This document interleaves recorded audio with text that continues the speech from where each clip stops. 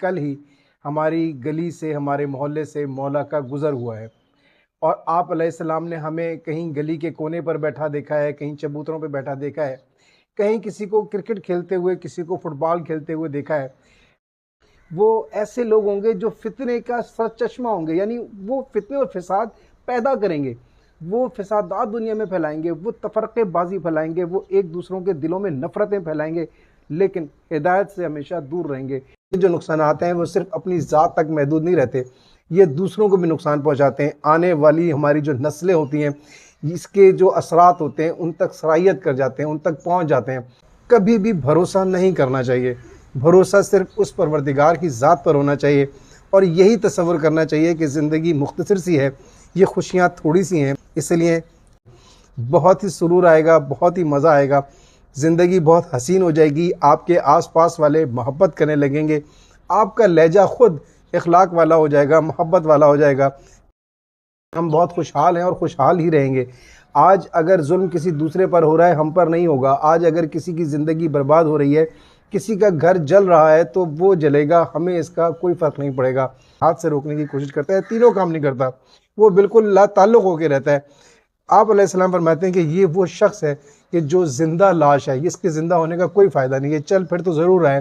اس کے جسم میں حرکت تو ضرور نظر آ رہی ہے، لیکن یہ ایک لاش کی مانند ہے۔ اگر انسان اس سے زیادہ وقت سے پہلے چاہتا ہے کہ حاصل کر لے، یا اس سے زیادہ جو نصیب سے زیادہ ہے اس کو حاصل کر لے، تو یہ اس کی بھول ہے۔ نہ وہ کر سکتا ہے اور نہ اس کے نصیب کا کوئی اس سے چھین کر لے جا سکتا ہے۔ وہ اس پہ خوش ہوتا ہے، وہ اس پر قہقہے لگاتا ہے، وہ ظلم کے اوپر بجائے اس کے کہ اس سے نفرت رکھنے کے وہ ظالم کی مدد کرتا ہے، وہ اس کو بڑا لائٹ موڈ میں لیتا ہے۔ آپ علیہ السلام فرماتے ہیں کہ یہ گناہ گار ہے، اس کو عذاب ہوگا۔ کسی کے مسائل دور کرنے کے لیے اگر وہ مال کو خرچ نہیں کرتا ہے، تو آپ علیہ السلام فرماتے ہیں کہ وہ اپنی ان تمام نعمتوں کو خطرے کی زد میں ڈال دیتا ہے۔ اس طریقے سے نہ جانے اندر کون سی ایسی تسکین ہم حاصل کرنا چاہتے ہیں کہ جس کی وجہ سے خود بھی الجھتے رہتے ہیں اور دوسروں کو بھی الجھاتے رہتے ہیں۔ کیوں اس نے ہمیں ایسا نہیں رکھا کہ ہم بے فکر ہو کر زندگی گزارتے، جو چاہے وہ کرتے؟ اس نے کیوں ہمیں اس خوف میں مبتلا کیا ہوا ہے، اس عذاب سے، جہنم کے عذاب سے ہمیں کیوں ڈرایا؟ چاہتا کیا ہے؟ میری صحت برقرار ہے، لیکن ایسا نہیں ہوتا، اور وہ اس طرح سے آہستہ آہستہ موت کے نزدیک چلا جاتا ہے، اور اس کے رشتہ دار بھی یہی چاہتے ہیں کہ جلد سے جلد یہ دنیا سے جائے اور ہم اسے قبر میں اتار کر فارغ ہو جائیں۔ وہ بے حیائی کی باتیں کرتا ہے، بےہودہ باتیں کرتا ہے، بےہودہ لوگوں میں بیٹھتا ہے، اس کے پاس حیا نہیں ہوتی، وہ دوسروں کی بھی ناموس اور خواتین کو بری نگاہ سے دیکھتا ہے، اور اپنی خواتین کو بھی اگر کوئی دیکھے تو اسے کوئی حیا یا غیرت نہیں آتی۔ ہمیں آج کسی نے سلام نہیں کیا، کوئی ایسا شخص تھا کہ جو ہم سے سیدھے طریقے سے، اچھے طریقے سے، ہم سے اخلاق سے بات نہیں کی۔ اس کا مطلب ہے کہ اس کے دل میں ہماری طرف سے کوئی شکوہ ہے، کوئی گلہ ہے۔ کوئی بھی کام کرنے سے پہلے اپنی زندگی میں ہم دیکھ لیں کہ جو انہوں نے فیصلے کیے تھے، جو انہوں نے عمل کیے تھے، جو بری عادتیں ان میں تھیں، اس کے انہوں نے کیا نقصانات اٹھائے، جو پریشانیاں ان کو ہوئیں، اس کی وجوہات کیا تھیں۔ کوئی بڑا فیصلہ کرتے ہوئے، خاص کر جیسے کوئی کاروبار کرتے ہیں، کوئی معاہدہ کرتے ہیں، کوئی بھی اپنی زندگی کا بڑا فیصلہ کرنے لگتے ہیں، تو ہمیں صحیح وقت پر، صحیح مقام پر اور صحیح موقع کا انتظار کرنا چاہیے، اور جب وہ آ جائے، دو دعائیں اس سے مانگی جائیں اور وہ اس میں سے ایک قبول کرے اور ایک کو چھوڑ دے۔ ایسا نہیں ہو سکتا۔ وہ اللہ کل شائن قدیر ہے، وہ جو چاہے کر سکتا ہے۔ اس کو جب دو دعائیں اس سے مانگی جائیں گی تو یقیناً وہ دو کی دو۔ السلام علیکم۔ مولا متقیان مولا امام علی علیہ السلام نہج البلاغہ کی حکمت 361 میں فرماتے ہیں، جب اللہ تعالیٰ سے کوئی حاجت طلب کرو تو پہلے رسول اللہ صلی اللہ علیہ وآلہ وسلم پر درود بھیجو، پھر اپنی حاجت مانگو، کیونکہ خداوند عالم اس سے بلند تر ہے کہ اس سے دو حاجتیں طلب کی جائیں اور وہ ایک پوری کر دے اور ایک روک لے۔ اللہم صلی علی محمد و آل محمد۔ آپ علیہ السلام فرماتے ہیں کہ جب بھی اس اللہ تعالیٰ سے کوئی دعا طلب کرنی ہو، کوئی حاجت طلب کرنی ہو، کچھ مانگنا ہو اس سے، تو اس سے پہلے رسول اکرم صلی اللہ علیہ وآلہ وسلم پر درود و سلام بھیجا کرو، کیونکہ وہ پروردگار عالم اس بات سے بلند ہے کہ وہ دو دعائیں اس سے مانگی جائیں اور وہ اس میں سے ایک قبول کرے اور ایک کو چھوڑ دے۔ ایسا نہیں ہو سکتا۔ وہ اللہ کل شائن قدیر ہے، وہ جو چاہے کر سکتا ہے۔ اس کو جب دو دعائیں اس سے مانگی جائیں گی تو یقیناً وہ دو کی دو دعائیں ہماری مستجاب ہوں گی، وہ دونوں دعائیں ہماری قبول کرے گا۔ آپ علیہ السلام کے اس فرمان سے ہمیں یہ پتہ چلتا ہے کہ یہ دعا ہمیں مانگنی کیسے ہے، ہمیں یہ سلیقہ آپ سکھاتے ہیں، یہ انداز سکھاتے ہیں۔ اس انداز سے جب بھی ہم کبھی درود پڑھتے ہیں تو ہمیں اس درود کا ثواب بھی ہوتا ہے اور ہم اس عمل میں شامل ہو جاتے ہیں جو عمل وہ پروردگار عالم خود بھی کرتا ہے اور اس کے فرشتے بھی کرتے ہیں، اور وہ چاہتا ہے کہ کائنات کی ہر شے اس کے رسول پر درود بھیجے۔ اللہم صلی علی محمد و آل محمد واجل فرجہم اجمعین۔ مولا متقیان مولا امام علی علیہ السلام نہج البلاغہ کی حکمت 362 میں فرماتے ہیں، جسے اپنی آبرو عزیز ہو وہ لڑائی جھگڑے سے کنارہ کش رہے۔ آپ علیہ السلام کا ایک جملہ، ایک نصیحت اور عمل کرتے ہی عزت و آبرو محفوظ ہو جاتی ہے۔ ہم عام طور پر دیکھتے ہیں کہ ہم اپنی زندگی میں، اپنے معاملات میں، روزمرہ جو ہم لوگوں سے ملتے ہیں، چاہے وہ ہمارے رشتے ہوں، ہمارے نزدیکی خاندانی رشتے ہوں، خون کے رشتے ہوں، یا ہمارے دفاتر میں جہاں ہم کام کرتے ہیں وہاں پر ہماری میل جول ہو، تعلقات ہوں، عموماً وہاں پر ہمارے معاملات کچھ ایسے بگڑ جاتے ہیں کہ ہم آپس میں ایک دوسرے کے دست و گریباں ہو جاتے ہیں، یا لڑائی جھگڑے تک تو کم از کم نوبت پہنچتی ہی رہتی ہے۔ آپ علیہ السلام فرماتے ہیں کہ اگر چاہتے ہو کہ عزت اور آبرو محفوظ رہے تو لڑائی جھگڑے سے دور رہو، اس سے کنارہ کش رہو۔ دور رہنا ہرگز یہ نہیں ہے کہ ہم حالات وہاں پر پہنچنے کے بعد کہ جہاں سے گالی گلوچ شروع ہوتی ہے یا لڑائی جھگڑے شروع ہوتے ہیں یا ہاتھا پائی شروع ہوتی ہے، وہاں پہنچنے کے بعد ہم اپنے آپ کو روک لیں۔ نہیں، ہمیں ان حالات کو پیدا ہی نہیں ہونے دینا چاہیے۔ میں مثال پیش کرتا ہوں کہ عموماً ایسا ہوتا ہے کہ ہم یہ سوچتے ہیں کہ ہمیں آج کسی نے سلام نہیں کیا، کوئی ایسا شخص تھا کہ جو ہم سے سیدھے طریقے سے، اچھے طریقے سے، ہم سے اخلاق سے بات نہیں کی، اس کا مطلب ہے کہ اس کے دل میں ہماری طرف سے کوئی شکوہ ہے، کوئی گلہ ہے۔ جواباً ہم بھی اسے سلام نہیں کرتے، ہم بھی اس سے تھوڑے سے دور ہو جاتے ہیں، کھنچنے لگتے ہیں، ناراض ہو جاتے ہیں اس سے، اور پھر یوں آہستہ آہستہ نفرتیں بڑھتے بڑھتے ہوتا کیا ہے کہ ایک دوسرے کے دلوں میں شکوے شکایات پیدا ہوتی ہیں، اور کبھی پھر ایسا وقت بھی آتا ہے کہ ہم وہ شکوے کرنے شروع کر دیتے ہیں اور پھر ماحول لڑائی کا، جھگڑے کا بننا شروع ہو جاتا ہے، اور اس کے بعد پھر ہمیں جب خطرہ محسوس ہوتا ہے کہ اب ہماری اس لڑائی جھگڑے سے بات بڑھ جائے گی اور پھر ہماری عزت اور آبرو خطرے میں پڑ جائے گی، تو ہم کوشش کرتے ہیں کہ بس اب رک جائیں، اب ہم لڑائی جھگڑا نہ کریں۔ نہیں، ہمیں اس وقت کہ جب اس نے ہمیں سلام کرنا چھوڑ دیا تھا یا صحیح طریقے سے اس کے رویے میں تبدیلی آئی تھی،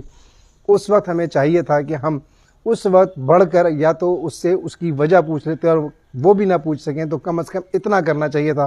کہ سلام میں پہل کر لینی چاہیے تھی، چاہے وہ ہم سے عہدے میں، منصب میں، عمر میں، رشتے میں چھوٹا بھی ہے تو ہمیں اس کو سلام کر لینا چاہیے تھا۔ نام لے کر سلام کرنے میں، اس کو اس کے نزدیک جا کر اسے گلے لگا لینے میں، ہاتھ ملانے میں ہماری کوئی عزت میں کمی نہیں آتی، بلکہ دوسرے کے دل میں موجود جو ہماری طرف سے کوئی شکوے شکایات ہوتے ہیں تو وہ بھی دم توڑ جاتے ہیں۔ ہمیں اپنے رویوں کو ہمیشہ اس طریقے سے استوار کرنا چاہیے، ایسا بنانا چاہیے اپنے رویوں کو اور اپنے اخلاق کو ایسا رکھنا چاہیے کہ حالات اس طرف جائے ہی نہیں کہ کسی کے دل میں ہماری طرف سے کوئی برائی پیدا ہو۔ جب بھی کبھی کسی میں کوئی ایسی خامی یا کوئی ایسا اس کے اخلاق میں، اس کے رویوں میں تبدیلی دیکھیں تو ان معاملات کو سمجھتے ہوئے لڑائی جھگڑے کو یہیں ختم کرنے کی کوشش کرنی چاہیے۔ اس طریقے سے ہمارے اخلاق، ہماری عزت، ہماری آبرو اس کمال کو پہنچے گی کہ جو وہ پروردگار عالم ہم سے چاہتا ہے۔ وہ چاہتا ہے کہ ہم لوگوں کے ساتھ حقوق العباد ادا کرتے ہوئے اچھے اخلاق کے ساتھ پیش آئیں، ہر وہ غلط کام، ہر وہ بری بات کہ جو دوسروں کو بری لگتی ہے وہ نہ کریں، اپنے دلوں کو صاف رکھیں اور اپنے مومن بھائی کے ساتھ محبت سے پیش آئیں۔ اپنا خیال رکھیے گا، دوسروں کا بھی خیال رکھیے گا، خود بھی خوش رہیے گا، باقی دوسروں کو بھی خوش رکھنے کی کوشش کیجیے گا۔ مولا متقیان مولا امام علی علیہ السلام نہج البلاغہ کی حکمت 363 میں فرماتے ہیں، امکان پیدا ہونے سے پہلے کسی کام میں جلد بازی کرنا اور موقع آنے پر دیر کرنا دونوں حماقت میں داخل ہیں۔ کسی بھی معاملے میں جب بھی کوئی شخص کوئی صحیح وقت پر درست فیصلہ کرتا ہے تو کامیابی یقینی ہوتی ہے،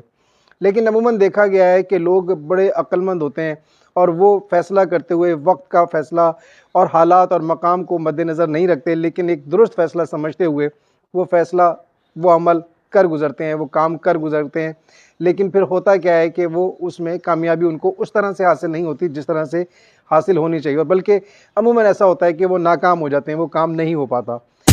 اور بہت سے لوگ ایسے ہوتے ہیں کہ اتنے زیادہ محتاط ہوتے ہیں، اتنے زیادہ خوفزدہ ہوتے ہیں کہ وہ کوئی رسک لینا نہیں چاہتے. وہ بہت اچھے فیصلے کر سکتے ہیں لیکن وہ وقت کا ہی انتظار کرتے رہتے ہیں، اور پتہ یہ چلتا ہے کہ وقت آ کر گزر بھی جاتا ہے، یا جب انہیں اس وقت کا اندازہ ہوتا بھی ہے تو وہ اس وقت وہ فیصلہ نہیں کر پا رہے ہوتے، رسک نہیں لیتے، وہ خوف زدہ ہوتے ہیں، اور اس طرح سے وہ درست فیصلہ درست وقت پر نہیں کر پاتے.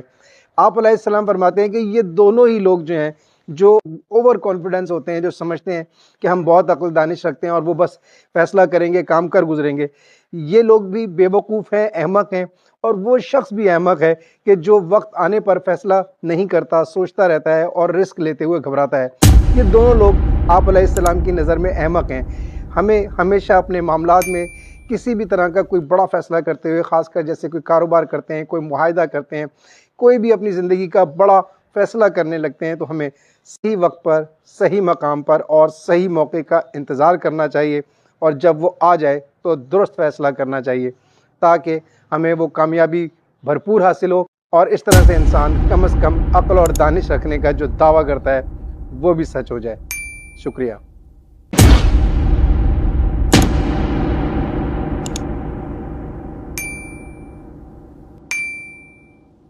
مولا متقیان مولا امام علی علیہ السلام نہج البلاغہ کی حکمت 364 میں فرماتے ہیں، جو بات نہ ہونے والی ہو اس کے متعلق سوال نہ کرو، اس لیے کہ جو ہے وہی تمہارے لیے کافی ہے. ہم اپنی زندگی کا بڑا قیمتی وقت ایسے سوالات میں ضائع کر دیتے ہیں جن کا کوئی فائدہ نہیں ہوتا، کوئی حاصل کچھ وصول نہیں ہوتا. آپ علیہ السلام فرماتے ہیں کہ ایسے سوالات میں وقت مت ضائع کرو، جو چیز تم تک پہنچ چکی ہے اس پر عمل کرو.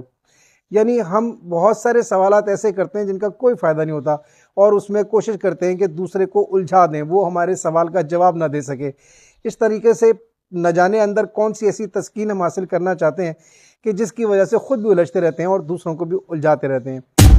آپ علیہ السلام کے دور میں بھی لوگ آپ سے اس طرح کے الٹے سیدھے سوالات کرتے رہتے تھے، تو آپ ان کو منع کرتے ہوئے فرماتے ہیں کہ جو علم تم تک پہنچ چکا ہے اس پر عمل کرو، جتنا تمہیں بتایا جا چکا ہے.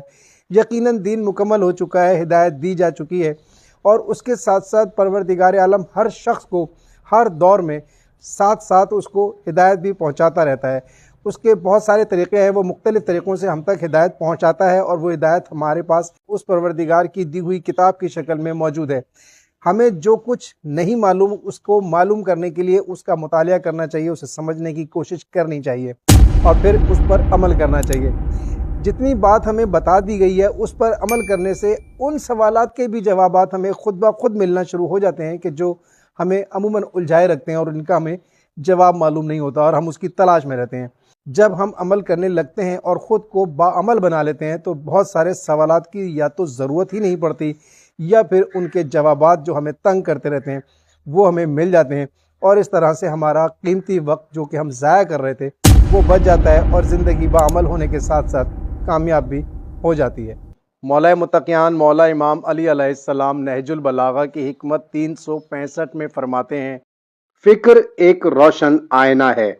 عبرت اندوزی ایک خیر خواہ متنبہ کرنے والی چیز ہے. نفس کی اصلاح کے لیے یہی کافی ہے کہ جن چیزوں کو دوسروں کے لیے برا سمجھتے ہو ان سے بچ کر رہو. فکر ایک روشن آئینہ ہے، یعنی انسان جو غور و فکر کرتا ہے، سوچتا ہے، سمجھتا ہے، یہ فکر کا جو ایک انداز ہے ایک روشن آئینے کی مانند ہے. یعنی جب انسان ایسے غور و فکر کرتا ہے تو اس کو آئینے میں وہ سب نظر آ جاتا ہے، وہ جو عام طور پر بغیر غور و فکر کے انسان نہیں دیکھ پاتا. اس کو اس آئینے میں، روشن آئینے میں، اسے خوبیاں بھی دکھائی دینے لگتی ہیں اور خامیاں بھی دکھائی دینے لگتی ہیں. اس میں کامیابی اور کامرانیاں بھی نظر آتی ہیں، اور اس میں ناکامیاں بھی صاف صاف دکھائی دینے لگتی ہیں. اس روشن آئینے میں انسان کو دیکھنے کے بعد ان خامیوں کو، برائیوں کو دور کرنا چاہیے، اور ان خوبیوں کو اور اچھائیوں کو اپنانا چاہیے تاکہ کامیاب ہو سکے. اس کے ساتھ ساتھ مولا فرماتے ہیں کہ انسان دوسروں کے تجربوں سے فائدہ حاصل کرے، عبرت حاصل کرے. ہم اپنی زندگی میں دیکھتے ہیں کہ دوسرے جو ہم سے بڑے ہیں، جو ہم سے عمر رسیدہ ہیں، ان سے ہمیں کوشش کرنی چاہیے کہ ان سے نصیحتیں لے لیں، ان سے مشورے لے لیں. کوئی بھی کام کرنے سے پہلے اپنی زندگی میں ہم دیکھ لیں کہ جو انہوں نے فیصلے کیے تھے، جو انہوں نے عمل کیے تھے، جو بری عادتیں ان میں تھیں، اس کے انہوں نے کیا نقصانات اٹھائے، جو پریشانیاں ان کو ہوئیں اس کی وجوہات کیا تھیں. اگر ہم ان سے عبرت حاصل کر لیتے ہیں تو یقیناً ہم خود ٹھوکر کھانے سے بچ جاتے ہیں، ہم خود وہ فیصلے کر کے جو غلط ہیں اس کے نقصانات سے بچ جاتے ہیں۔ اس کے بعد آپ علیہ السلام فرماتے ہیں کہ ایک طریقہ اور ہے کہ ہم چاہتے ہیں کہ دوسرے غلط کام نہ کریں، ہم چاہتے ہیں کہ دوسرے دھوکہ نہ دیں، ہم چاہتے ہیں کہ دوسروں میں خرابیاں نہ ہوں، وہ برائیاں ان میں نہ ہوں، تو وہی خرابیاں، وہی برائیاں ہمیں اپنے اندر سے نکال باہر کرنی چاہیے۔ جیسا ہم چاہتے ہیں کہ لوگ اخلاق کے معاملے میں، لین دین کے معاملے میں، معاملات میں ہر طرح سے بہتر ہوں، اچھے ہوں اور وہ ہمارے لیے فائدہ مند ہوں، بس یہی چیز ہمیں اپنے اندر بھی پیدا کرنی ہے۔ ہم جب یہ چیزیں اپنے اندر پیدا کرتے ہیں تو ہماری اصلاح خوب ہو جاتی ہے، ہم ناکامیوں سے، برائیوں سے، گناہوں سے، جرائم سے بچ جاتے ہیں۔ مولا متقیان مولا امام علی علیہ السلام نہج البلاغہ کی حکمت 366 میں فرماتے ہیں، علم عمل سے وابستہ ہے، لہٰذا جو جانتا ہے وہ عمل بھی کرتا ہے، اور علم عمل کو پکارتا ہے۔ اگر وہ لبیک کہتا ہے تو بہتر، ورنہ وہ بھی اس سے رخصت ہو جاتا ہے۔ علم عمل سے وابستہ ہے، یعنی یہ دونوں ایک دوسرے کے ساتھ نتھی ہیں، جڑے ہوئے ہیں، ایک دوسرے کا ساتھ رہتے ہیں۔ اگر علم نہیں ہے تو عمل بھی نہیں ہے، اور اگر عمل نہیں ہے تو علم بھی ساتھ چھوڑ جاتا ہے۔ یہ علم کیسے ساتھ چھوڑتا ہے، اس کو ذرا سا سمجھنے کی ضرورت ہے۔ ہم جسے علم سمجھتے ہیں در حقیقت وہ معلومات ہوتی ہے، علم میں اور معلومات میں فرق ہوتا ہے۔ میں ایک مثال سے ثابت کرنے کی کوشش کرتا ہوں کہ ہم نے بچپن میں سلیبس میں کہیں پڑھا ہوگا کہ نماز بے حیائی سے روکتی ہے، بس اس کو پڑھ لیا اور اس کو جان لیا، یہ ایک معلومات ہمارے پاس آ گئی۔ جب ہم نے امتحان میں کسی طرح کا ایسا کوئی سوال آیا تو اس کا یہ جواب لکھ دیا۔ اس طرح سے بہت ساری معلومات ہمارے پاس آتی ہیں، ہم ان کو سنتے ہیں، ان کو یاد کرتے ہیں، اور سلیبس میں اس کا جو حصہ ہوتا ہے وہ تمام ہم یاد کر کے حفظ کر لیتے ہیں۔ جس کا جتنا حافظہ ہوتا ہے وہ اتنا اچھا اسے یاد کرتا ہے، اور پھر امتحان میں اس کے جوابات دے کر اسے وہ ڈگریاں مل جاتی ہیں، اور وہ بہت ساری ڈگریاں حاصل کرتا چلا جاتا ہے، اور ہم یہ سمجھتے ہیں کہ یہ تعلیم یافتہ ہوتا جا رہا ہے، اس کے پاس علم آتا جا رہا ہے، جبکہ ایسا ہرگز نہیں ہوتا۔ اس کے پاس معلومات کا ذخیرہ بڑھ رہا ہوتا ہے، بس وہ یہ پڑھ تو چکا ہوتا ہے کہ نماز بے حیائی سے روکتی ہے، لیکن دیکھتے ہیں کہ وہ عملی زندگی میں روشن خیال ہوتا ہے، وہ بے حیائی کی باتیں کرتا ہے، بےہودہ باتیں کرتا ہے، بےہودہ لوگوں میں بیٹھتا ہے، اس کے پاس حیا نہیں ہوتی، وہ دوسروں کی بھی ناموس اور خواتین کو بری نگاہ سے دیکھتا ہے، اور اپنی خواتین کو بھی اگر کوئی دیکھے تو اسے کوئی حیا یا غیرت نہیں آتی، وہ روشن خیالی کے نام پر ہر قسم کی بے حیائی کرتا ہے۔ آخر اس کے پاس جب علم ہے تو ایسی بے حیائی اس کے پاس کیوں ہے؟ وہ کیوں علم کے بعد نماز نہیں پڑھتا؟ وہ کیوں اس طرح کے کام کرتا ہے؟ وجہ کیا ہے کہ اس نے صرف جانا تھا، پڑھا تھا، علم حاصل نہیں کیا تھا، معلومات تھی۔ اگر وہ اس بات کو یقین بھی کر لیتا کہ واقعی نماز ایسی ہے جو بے حیائی سے روکتی ہے، یعنی بے حیائی نماز کی ضد ہے اور نماز بے حیائی کی ضد ہے، اگر بے حیائی ہوگی تو نماز نہیں ہوگی، اور اگر ہم نماز پڑھیں گے تو بے حیائی ختم ہو جائے گی۔ اور بے حیائی کو ختم کرنا اسی لیے ضروری ہے کہ پروردگار چاہتا ہے کہ حیا رہے اور بے حیائی نہ ہو، یعنی بے حیائی نافرمانی ہے اس پروردگار کی، اور وہ نافرمانی انسان کو جہنم تک لے جاتی ہے اور بہت سارے برے کاموں کی طرف اسے دھکیل دیتی ہے۔ اگر وہ اس کو ایسے جانتا اور اس پر یقین بھی کرتا تو وہ سب سے پہلے تو وہ نماز پڑھنا شروع کرتا، اور پھر وہ اپنی نگاہوں کو نیچے رکھ کر دوسروں کی ناموس کو دیکھنے کا جو ایک گناہ کرتا ہے وہ اس سے بھی بچتا، اور اپنی جو گھر کی خواتین ہیں انہیں بھی حجاب میں رہنے کا حکم دیتا، اور ان سے حجاب کروانے پر ان کو مجبور کرتا۔ یہ دونوں کام وہ صرف اس لیے کرتا کہ اسے پتہ ہے کہ بے حیائی خدا کو پسند نہیں ہے، اور اس پر اسے یقین ہے تو وہ عمل بھی کرے گا۔ لیکن اگر وہ عمل نہیں کرتا تو یقیناً وہ معلوم تو رکھتا ہے لیکن اس پہ یقین نہیں ہے اسے۔ یقین ہی معلومات کو علم میں بدلتا ہے۔ ہر وہ شخص جو یقین کے ساتھ پڑھتا ہے، اس کی تمام غرض و غایت اور تمام اس کے اچھے اور برے، اس کے نتائج اور اس کے ایڈوانٹیج اور ڈس ایڈوانٹیج کو وہ جان لیتا ہے، یہ جاننا ہی اس کا علم کہلاتا ہے۔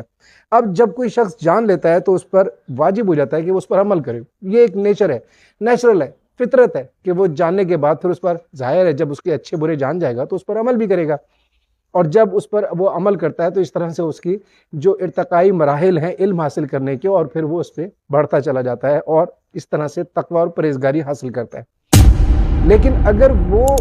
صرف معلومات رکھتا ہے یا یقین نہیں رکھتا ہے اور اس وجہ سے وہ اس پر عمل بھی نہیں کرتا ہے، وہ سمجھتا ہے کہ دیکھا ہے ہم نے دنیا میں کہ لوگ برے کام کرتے ہیں، رشوت لیتے ہیں، وہ سود کھاتے ہیں، بہت برے برے کام دنیا میں بے ایمانیاں کرتے ہیں، فراڈ کرتے ہیں اور نماز پڑھتے ہیں، ان کے اوپر تو کوئی اثر نہیں ہوتا۔ یہ شیطان کے ہتھ کنڈے ہوتے ہیں، وسوسے ہوتے ہیں، جس کی وجہ سے اسے یقین نہیں ہوتا اور وہ معلومات رہ جاتی ہے، علم نہیں بنتا،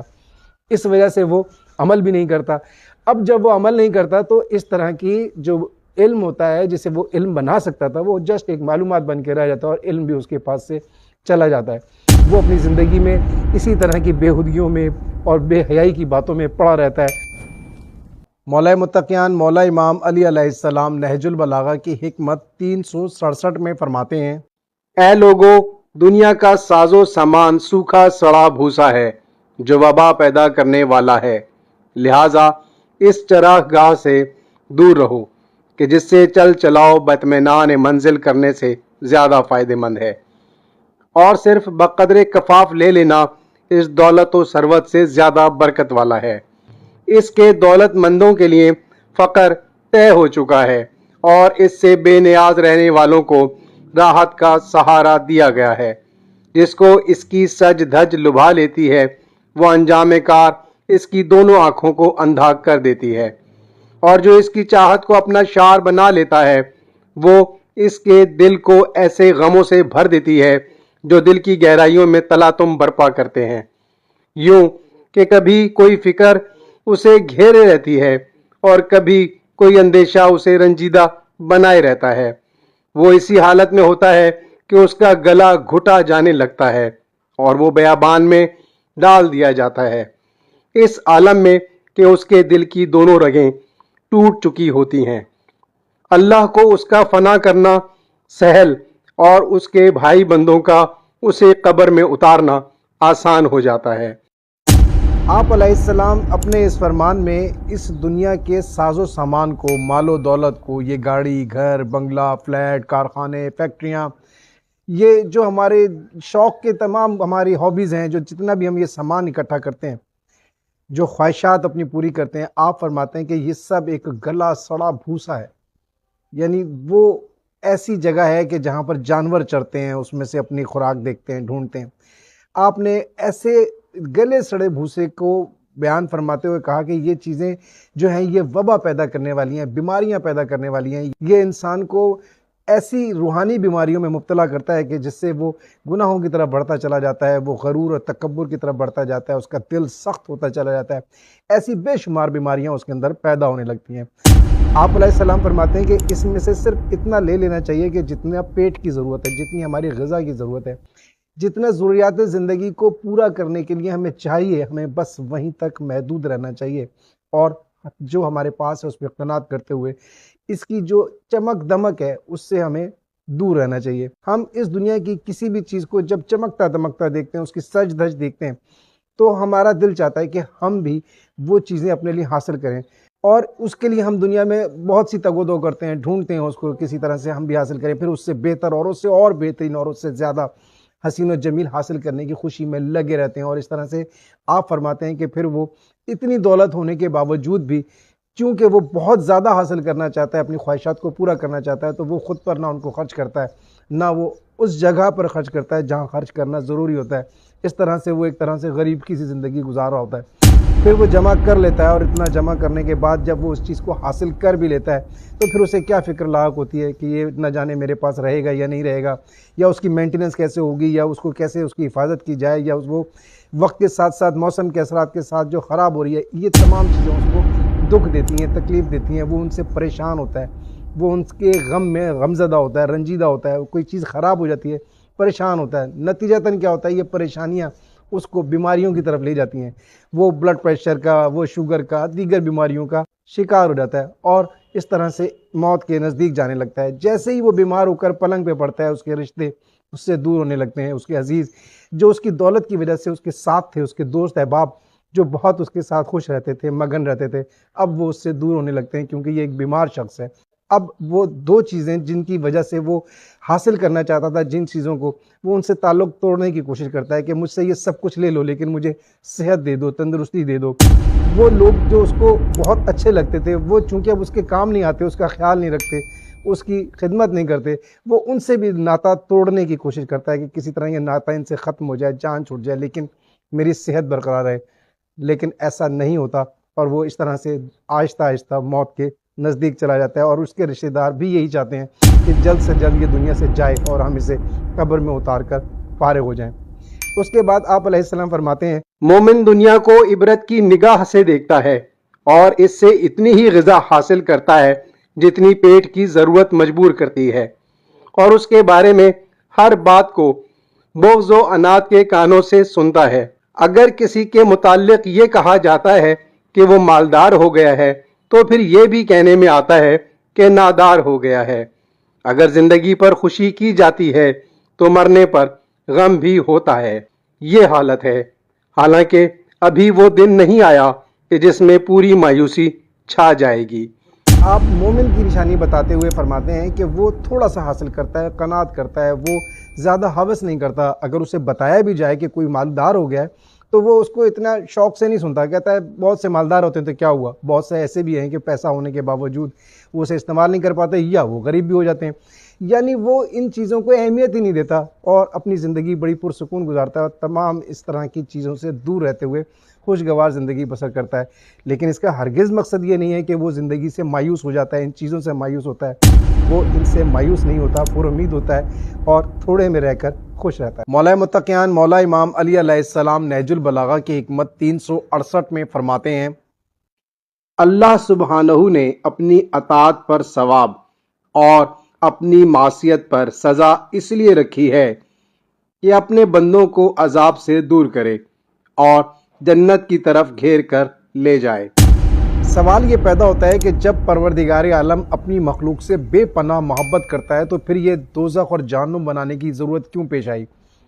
کیوں اس نے ہمیں ایسا نہیں رکھا کہ ہم بے فکر ہو کر زندگی گزارتے، جو چاہے وہ کرتے؟ اس نے کیوں ہمیں اس خوف میں مبتلا کیا ہوا ہے، اس عذاب سے، جہنم کے عذاب سے ہمیں کیوں ڈرایا ہے؟ چاہتا کیا ہے؟ آپ علیہ السلام فرماتے ہیں کہ پروردگار عالم چاہتا ہے کہ ہم جنت میں چلے جائیں، تو پھر سب کو جنت میں بھیج دیتا، مسئلہ کیا تھا؟ پروردگار عالم چاہتا ہے کہ انسان اس دنیا میں بھی جنت کی سی زندگی گزارے اور آخرت میں بھی وہ جنت میں جا سکے۔ اسی لیے وہ ایسے لوگوں کو جو شر پسند ہوتے ہیں، جو اپنی آزادی اور خوشیوں کی خاطر دوسروں کی خوشیوں کو ختم کر دیتے ہیں، ان کو نقصان پہنچاتے ہیں، انہیں تکلیف میں مبتلا کرتے ہیں، ان کو جہنم کے عذاب سے ڈراتا ہے تاکہ وہ جہنم کے خوف کی وجہ سے ایسے کام نہ کریں، اور پھر انہیں وہ لالچ دیتا ہے کہ ان کے لیے اجر و ثواب ہے، جنت میں ان کے لیے بڑے بڑے درجات ہیں، تاکہ وہ دوسروں کے لیے اچھے کام کریں، ان کے لیے آسانیاں پیدا کریں، ان کی مشکلات کو دور کریں، ان کی تنگ دستی کو دور کریں، ان کو بیماری میں ان کی خدمت کریں۔ بہت سے دیگر مسائل ایسے ہیں کہ جس میں انسان کی زندگی گزارنا مشکل ہو جاتی ہے، اس میں آسانیاں پیدا کریں۔ اس طرح سے یہ دنیا بھی جنت بن جائے گی، اور جب وہ دنیا سے جائیں گے تو ان کے لیے جنت وہاں منتظر ہوگی۔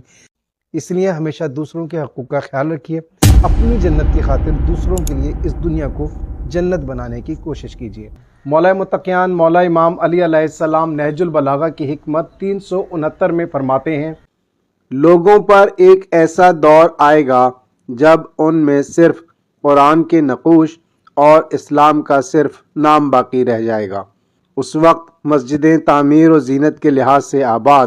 اور ہدایت کے اعتبار سے ویران ہوں گی۔ ان میں ٹھہرنے والے اور انہیں آباد کرنے والے تمام اہل زمین میں سب سے بدتر ہوں گے۔ وہ فتنوں کا سرچشمہ اور گناہوں کا مرکز ہوں گے۔ جو ان فتنوں سے منہ موڑے گا انہیں انہی فتنوں کی طرف پلٹائیں گے، اور جو قدم پیچھے ہٹائے گا انہیں دھکیل کر ان کی طرف لائیں گے۔ آپ علیہ السلام فرماتے ہیں کہ ایک ایسا دور آنے والا ہے کہ جب قرآن کے صرف نقوش باقی رہ جائیں گے۔ نقوش کہتے ہیں، نقش کی جمع ہوتی ہے، یعنی وہ جو ہم قرآن میں جو اس کے الفاظ لکھتے ہوئے بڑے نقش و نگار بناتے ہیں، بہت خوبصورت بناتے ہیں، چھوٹے سے چھوٹا لکھتے ہیں، بڑے سے بڑا لکھتے ہیں، مختلف انداز سے لکھتے ہیں، حسین و جمیل بناتے ہیں، خوبصورت پھول بوٹے بناتے ہیں، اور اس کے اوپر ہم بڑی محنت کرتے ہیں اور بہت محبت کرتے ہیں، اور حقیقتاً بہت محبت کرتے ہیں، اس کا احترام کرتے ہیں، اسے اپنے سینے سے لگا کر رکھتے ہیں، اس کو پڑھتے بھی ہیں، اس کو حفظ بھی کرتے ہیں، اس کی بڑے خوبصورت انداز میں تلاوت بھی کرتے ہیں، اور یہ سب کچھ کرنے کے علاوہ ہم اس سے ہدایت لینے کے لیے تیار نہیں ہوتے، ہم اس کو سمجھ کر پڑھنے کے لیے ہرگز تیار نہیں ہوتے، ایسا کوئی رواج ہی نہیں ہوتا۔ کہیں یہ وہی دور تو نہیں پھر آپ علیہ السلام فرماتے ہیں کہ ایک وقت ایسا آئے گا، ایک دور ایسا آئے گا کہ مسجدیں اس دنیا میں بہت خوبصورت ہوں گی، بڑی تزئین اور آرائش کا سامان کیا جائے گا، بڑی بڑی عمارتوں والی خوبصورت ترین مسجدیں ہوں گی، لیکن ان مسجدوں میں جو نمازی ہوں گے وہ ہدایت سے بہت دور ہوں گے، انہیں ہدایت سے کوئی واسطہ نہ ہوگا، وہ بس اپنی عبادتوں میں مشغول ہوں گے اور صرف وہ بغیر کسی معرفت کے عبادتیں کرتے ہوں گے۔ کہیں یہ وہی دور تو نہیں؟ پھر آپ علیہ السلام فرماتے ہیں کہ ان مسجدوں میں جو آ کر لوگ ٹھہریں گے یا اس میں رہتے ہوں گے، وہ اہل زمین میں، پوری دنیا کے جو لوگ رہتے ہوں گے، یعنی اہل زمین میں بدترین لوگ ہوں گے، وہ ایسے لوگ ہوں گے جو فتنے کا سرچشمہ ہوں گے، یعنی وہ فتنے اور فساد پیدا کریں گے، وہ فسادات دنیا میں پھیلائیں گے، وہ تفرقے بازی پھیلائیں گے، وہ ایک دوسروں کے دلوں میں نفرتیں پھیلائیں گے، لیکن ہدایت سے ہمیشہ دور رہیں گے۔ وہ بجائے کسی کے لیے ہدایت کا کوئی سرچشمہ بننے کے، گمراہی کا سرچشمہ بنیں گے۔ کہیں یہ وہی دور تو نہیں؟ پھر آپ علیہ السلام فرماتے ہیں کہ بہت سے لوگ ایسے ہوں گے کہ جو ان فتنوں سے منہ موڑیں گے، لیکن وہ لوگ جو فتنوں کا سرچشمہ ہیں وہ ایسے لوگوں کو بھی اس کی طرف راغب کرنے کی کوشش کریں گے، اس طرف بلائیں گے۔ پھر آپ علیہ السلام فرماتے ہیں کہ وہ لوگ جو بالکل ان فتنوں سے نفرت کرتے ہوں گے اور اپنے آپ کو دور رکھتے ہوں گے، انہیں زبردستی دھکیل کر اس طرف لایا جائے گا، انہیں ایسے فتووں کے ذریعے، ایسے سوالات کے ذریعے، ایسے معاملات کے ذریعے انہیں گھسیٹا جائے گا، انہیں ان معاملات میں الجھایا جائے گا۔ کہیں یہ وہی دور تو نہیں؟ اس کے بعد آپ علیہ السلام پروردگار عالم کا ایک ارشاد بیان کرتے ہوئے فرماتے ہیں، ارشاد الہی ہے کہ مجھے اپنی ذات کی قسم، میں ان لوگوں پر ایسا فتنہ نازل کروں گا جس میں حلیم و بردبار کو حیران و سرگردان چھوڑ دوں گا، چنانچہ وہ ایسا ہی کرے گا۔ ہم اللہ سے غفلت کی ٹھوکروں سے عفو کے خواستگار ہیں۔ یعنی ایسے دور میں وہ پروردگار عالم ایک ایسا عذاب نازل کرے گا، فتنوں کا عذاب نازل کرے گا کہ اس میں وہ لوگ جو حلیم ہوں گے، یعنی تحمل رکھتے ہوں گے، بردبار قسم کے لوگ ہوں گے، اپنے آپ کو ان فتنوں سے دور رکھتے ہوں گے، وہ سرگردان و پریشان ہوں گے، وہ دیکھتے ہوں گے کہ یہ دنیا میں کیا ہو رہا ہے۔ آپ علیہ السلام فرماتے ہیں کہ وہ یقیناً ایسا ہی کرے گا۔ ہمیں اس پروردگار عالم سے مغفرت طلب کرنی چاہیے۔ یہ جو ہم غفلت میں پڑے ہوئے ہیں، ہمیں چاہیے کہ ہم اس غفلت سے خود کو نکالیں اور مولا کے اس فرمان کی روشنی میں اپنی زندگی کو ڈھالنے کی کوشش کریں، قرآن سے سبق حاصل کریں، مسجد کو آباد کریں اس انداز سے کہ معرفت کے ساتھ عبادت کریں۔ ہمیں چاہیے کہ ہم یہ جو فتنے ہیں ان سے دور رہیں، دوسروں کو ان فتنوں سے دور کرنے کی کوشش کریں، یکجا اور یکمشت ہونے کی کوشش کریں اور اس پروردگار عالم کی رضا میں راضی رہنے کی کوشش کریں۔ اے میرے پروردگار، ہمارے گناہوں کو بخشنا، ہماری غفلت کو بخش دینا۔ مولا متقیان مولا امام علی علیہ السلام نہج البلاغہ کی حکمت 370 میں فرماتے ہیں، مولا علی علیہ السلام جب بھی ممبر پر رونق افروز ہوتے تو ایسا اتفاق کم ہوتا تھا کہ خطبہ سے پہلے یہ کلمات نہ فرمائیں۔ آپ علیہ السلام کا یہ فرمان پڑھنے کے بعد ایسا لگتا ہے کہ جیسے کل ہی ہماری گلی سے، ہمارے محلے سے مولا کا گزر ہوا ہے، اور آپ علیہ السلام نے ہمیں کہیں گلی کے کونے پر بیٹھا دیکھا ہے، کہیں چبوتروں پہ بیٹھا دیکھا ہے، کہیں کسی کو کرکٹ کھیلتے ہوئے، کسی کو فٹ بال کھیلتے ہوئے دیکھا ہے، کوئی گھروں میں ایسا ہے کہ جو ٹی وی پر ڈرامے دیکھ رہا ہے، کوئی فلمیں دیکھ رہا ہے۔ کچھ ایسا لگ رہا ہے کہ جیسے مولا نے دیکھ لیا ہو کہ ہر شخص کیا کر رہا ہے، کس طرح سے وہ اپنے زندگی کو ضائع کر رہا ہے۔ کچھ گپیوں میں لگا ہوا ہے، کوئی بیٹھا لوڈو کھیل رہا ہے تو کوئی کیرم کھیل رہا ہے، بہت سارے کھیل کود میں سب لوگ اپنے آپ کو مشغول کیے ہوئے ہیں، بے فکر ہیں، انہیں کل کی کوئی فکر نہیں ہے، انہیں آج کی کوئی فکر نہیں، انہیں اپنی کوئی فکر نہیں ہے، انہیں آخرت کی کوئی فکر نہیں ہے۔ اور پھر ایسا لگتا ہے کہ مولا کسی مسجد میں گئے ہیں اور نماز کی جماعت کرانے سے پہلے وہ ممبر افروز ہوتے ہیں اور لوگوں سے یہ بیان فرماتے ہیں، اور جو عموماً وہ اپنی زندگی میں کسی بھی خطبے سے پہلے جب ممبر پر بیٹھتے تھے تو بات کرنے سے پہلے، خطاب دینے سے پہلے یہ الفاظ ضرور بیان کرتے تھے، اے لوگو، اللہ سے ڈرو، کیونکہ کوئی شخص بیکار پیدا نہیں کیا گیا کہ وہ کھیل کود میں پڑ جائے، اور نہ اسے بے قید و بند چھوڑ دیا گیا ہے کہ بے ہدگیاں کرنے لگے، اور یہ دنیا جو اس کے لیے آراستہ و پیراستہ ہے اس آخرت کا عوض نہیں ہو سکتی جس کو اس کی غلط نگاہ نے بری صورت میں پیش کیا ہے۔ وہ فریب خوردہ جو اپنی بلند ہمتی سے دنیا حاصل کرنے میں کامیاب ہو، اس دوسرے شخص کے مانند نہیں ہو سکتا جس نے تھوڑا بہت آخرت کا حصہ حاصل کر لیا ہو۔ یعنی مولا کو کھیل کود میں پڑھنا، اپنے وقت کو ضائع کرنا ہرگز پسند نہیں ہے۔ آپ فرماتے ہیں کہ تمہیں اس لیے پیدا نہیں کیا گیا کہ تم کرکٹ کھیلنا شروع کر دو، تم گیم کھیلنا شروع کر دو، اپنی زندگی کو ضائع کرو، ادھر کی باتیں ادھر کرتے رہو، بلا وجہ گلی کے کونوں پر ادھر ادھر چبوتروں پر بیٹھے رہو، اپنے وقت کو ضائع کرو، تمہیں اس لیے پیدا نہیں کیا گیا۔ اس کے علاوہ آپ فرماتے ہیں کہ یہ جو تم ڈراموں میں اور فلموں میں جو اپنا وقت ضائع کرتے ہو، ناچ گانے میں اور اس طریقے کی بیہودہ باتوں میں جو اپنا وقت ضائع کرتے ہو، اس بیہودگیوں کے لیے اپنی زندگی برباد کرتے ہو۔ آپ علیہ السلام فرماتے ہیں کہ کبھی بھی یہ جو دنیا کی جو رنگینیاں ہیں، یہ دنیا جو تمہارے سامنے خوبصورت کر کے پیش کی گئی ہے، یہ اتنی خوبصورت ہرگز نہیں ہے کہ اس کو حاصل کرنے کے لیے آخرت کو دے دیا جائے اور دنیا کی خوشیوں اور خواہشات کو حاصل کر لیا جائے۔ آپ علیہ السلام فرماتے ہیں کہ وہ شخص کہ جو آخرت کے لیے تھوڑا سا کما لیتا ہے، جو زندگی میں اس بات کی فکر کرتا ہے کہ اسے آخرت میں جانا ہے، اس کے لیے وہ توبہ اور استغفار کرتا ہے، نیک اعمال کرتا ہے، کچھ اس آخرت کے لیے اکٹھا کر لیتا ہے، اس شخص سے زیادہ کبھی بھی وہ شخص کامیاب نہیں ہے جو اس دنیا کی کامیابیاں اور خواہشات اور پیسہ اور مال اور دولت کو اکٹھا کر لیتا ہے اور اپنے وقت کو اس طرح سے ضائع کرتا ہے۔ وہ شخص کبھی بھی کامیاب نہیں ہے۔ کوشش کیجئے مولا کے اس فرمان کو محسوس کیجئے، اپنی زندگی میں دیکھیے کہ ہم آخرت کے بارے میں کس قدر فکر مند ہیں اور ہم کس طرح سے اپنی زندگی کی جو یہ سانسیں ہیں ان کو کیسے برباد کر رہے ہیں، کیسے ضائع کر رہے ہیں۔ ہمیں ہرگز اس کے لیے پیدا نہیں کیا گیا، ہمیں اس پروردگار کی اطاعت کے لیے، اس کی اتباع کے لیے، اس کی مخلوق کی خدمت کے لیے پیدا کیا گیا ہے۔ اپنے پیدا کیے جانے کی وجہ کو سمجھیے اور آخرت کے لیے کچھ نہ کچھ ضرور لے جانے کی تیاری کیجیے۔ مولا متقیان مولا امام علی علیہ السلام نہج البلاغہ کی حکمت 371 میں فرماتے ہیں، کوئی شرف اسلام سے بلند تر نہیں، کوئی بزرگی تقوی سے زیادہ باوقار نہیں، کوئی پناہ گاہ پرہیزگاری سے بہتر نہیں، کوئی سفارش کرنے والا توبہ سے بڑھ کر کامیاب نہیں، کوئی خزانہ قناعت سے زیادہ بے نیاز کرنے والا نہیں، کوئی مال بقدر کفاف پر رضامند رہنے سے بڑھ کر فقر و احتیاج کا دور کرنے والا نہیں۔ جو شخص قدر حاجت پر اکتفا کر لیتا ہے وہ آسائش و راحت پا لیتا ہے